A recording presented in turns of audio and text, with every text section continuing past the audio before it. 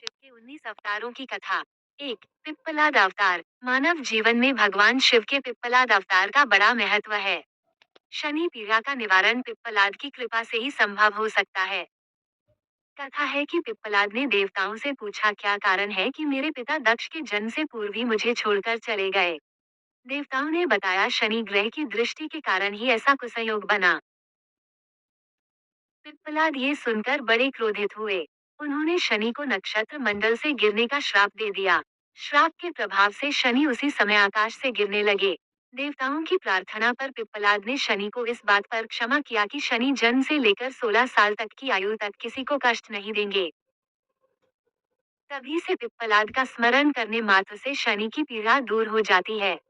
शिव महापुराण के अनुसार स्वयं ब्रह्मा ने ही शिव के इस अवतार का नामकरण किया था। अर्थात ब्रह्मा ने प्रसन्न होकर सुछों के पुत्र का नाम पिप्पलाद रखा। पिप्लादेति तन नामच ब्रह्मणा प्रसन्नतः। शिव पुराण शतकोति संहिता 24/61।